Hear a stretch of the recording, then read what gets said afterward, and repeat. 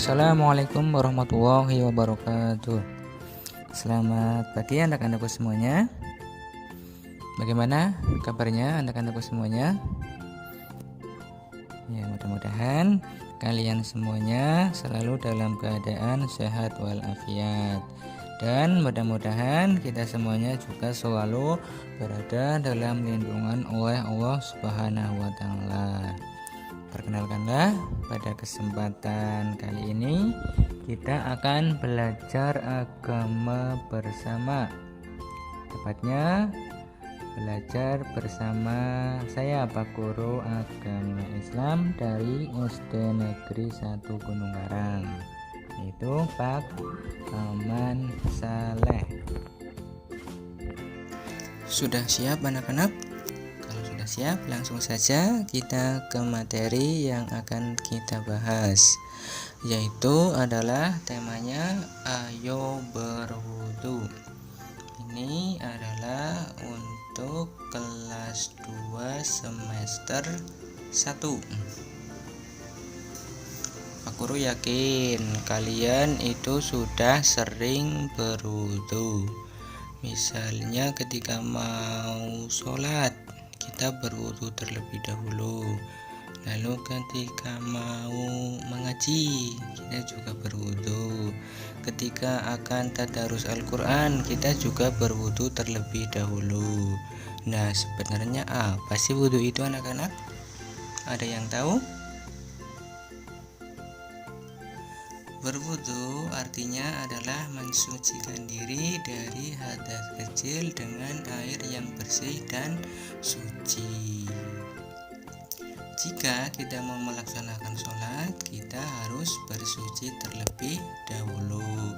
Nah, salah satu cara bersuci itu adalah dengan berwudu. Nah, jika ada orang yang sholat tanpa berwudu terlebih dahulu, maka sholatnya tidak akan sah, karena bersuci ataupun berwudu itu merupakan salah satu syarat sahnya sholat. Nah, sebelum kita praktek berwudu nantinya, kita harus mengenal ketentuan-ketentuan dalam berwudu. Ketentuannya itu meliputi syarat, rukun, dan sunnah wudu. Adapun yang seperti Pak Guru sampaikan tadi, bahwasanya kita diperintahkan oleh Allah sebelum menunaikan sholat, kita itu harus berwudu terlebih dahulu. Itu adalah firman Allah di dalam surat Al-Maidah ayat yang ke-6. Ya anak-anak, surat Al-Maidah ayat yang ke-6 itu memerintahkan kepada kita bahwasanya ketika kita akan melakukan sholat, kita harus berwudu terlebih dahulu. Silakan disimak ya anak-anak, surat Al-Maidah ayat yang ke-6. يا أيها الذين آمنوا إذا قمتم إلى الصلاة فاغسلوا وجوهكم وأيديكم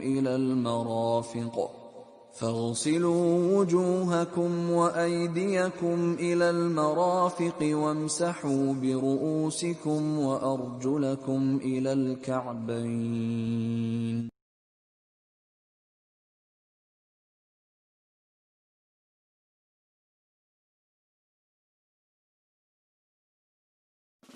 Untuk ketentuan wudhu yang pertama itu adalah syarat wudhu. Di antaranya adalah beragama Islam, lalu sudah mumayyiz atau tamyiz, itu dapat membedakan antara yang baik dan yang buruk. Lalu yang ketiga, syarat wudhu tidak berhadas besar. Yang keempat adalah dengan air yang suci dan mensucikan. Jadi misalnya ketika berwudu menggunakan air keran, air pam, lalu air sumur, air hujan. Nah, itu adalah contoh air yang suci dan mensucikan yang dapat digunakan untuk berwudu. Lalu syarat yang kelima adalah tidak ada yang menghalangi sampainya air ke kulit.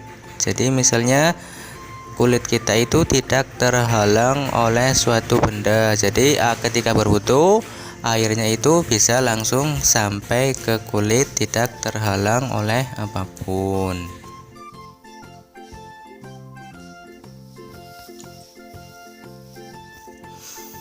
Untuk ketentuan berikutnya adalah rukun wudhu.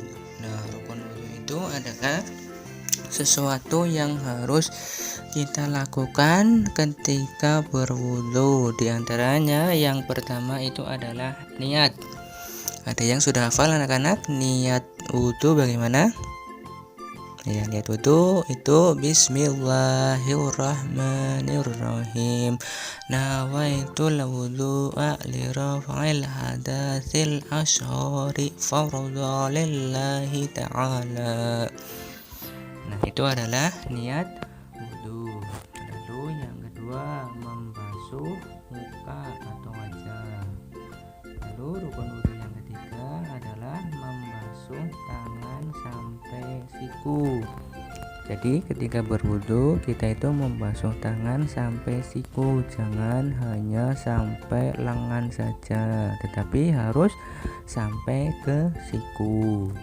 Yang keempat, membasuh sebagian kepala. Jadi yang dibasuh itu cukup sebagian kepala saja, tidak perlu semua bagian kepala itu disiram dengan air, tetapi cukup dibasuh sebagian kepala saja. Lalu yang kelima, membasuh kedua kaki sampai mata kaki. Lalu berikutnya lagi ada sunnah-sunnah wudhu. Nah, sunnah-sunnah wudhu ini adalah yang dianjurkan untuk dilakukan ketika kita sedang berwudhu. Sunnah-sunnah wudhu diantaranya yang pertama membaca basmalah ketika mulai berwudhu. Jadi ketika kita mulai berwudhu kita membaca Bismillahirrahmanirrahim. Lalu sunnah yang kedua membasuh kedua telapak tangan sampai ke sela-sela jari. Jadi ketika sedang membasuh telapak tangan itu diusahakan sampai ke sela-sela jari tangan. Lalu sunnah yang ketiga berkumur-kumur. Yang keempat menghirup air ke hidung atau kita membasuh hidung dengan air, itu juga boleh. Lalu yang kelima membasuh sebagian rambut. Yang keenam membasuh kedua telinga bagian luar dan bagian dalam. Yang ketujuh mendahulukan anggota badan bagian kanan terlebih dahulu. Jadi misalnya ketika membasuh tangan sampai siku itu tangan kanan terlebih dahulu. Lalu ketika membasuh kaki itu juga kaki kanan terlebih dahulu.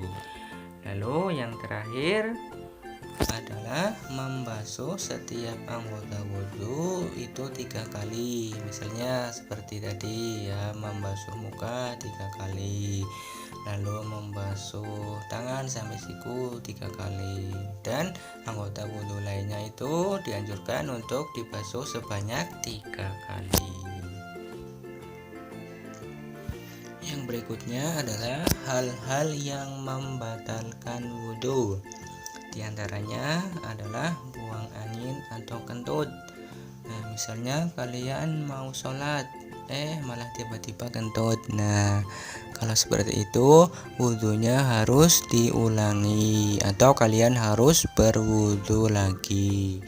Lalu yang kedua adalah buang air kecil dan buang air besar, itu juga akan membatalkan wudhu.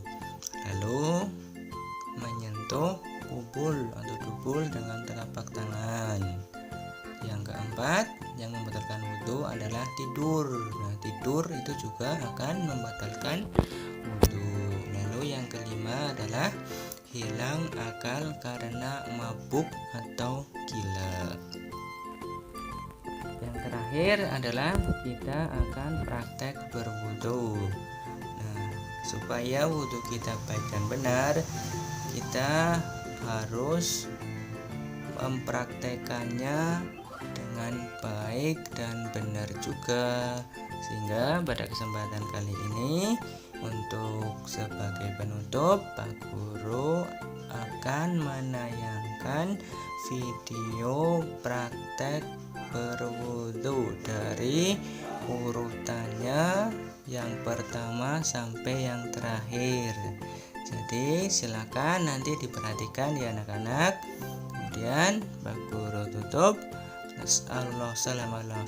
Wassalamualaikum warahmatullahi wabarakatuh. Nawaitul wudu'a li raf'il hadafil asghari fardhon lillahi ta'ala. Gerakan-gerakan wudu: membasuh telapak tangan, berkumur,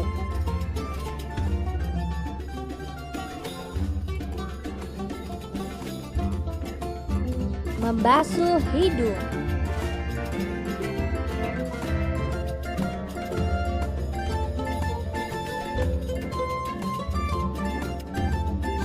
membasuh muka,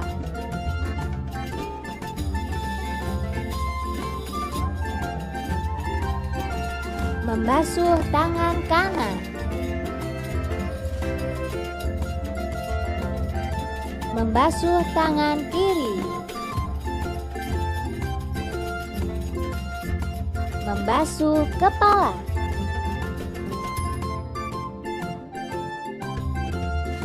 membasuh telinga,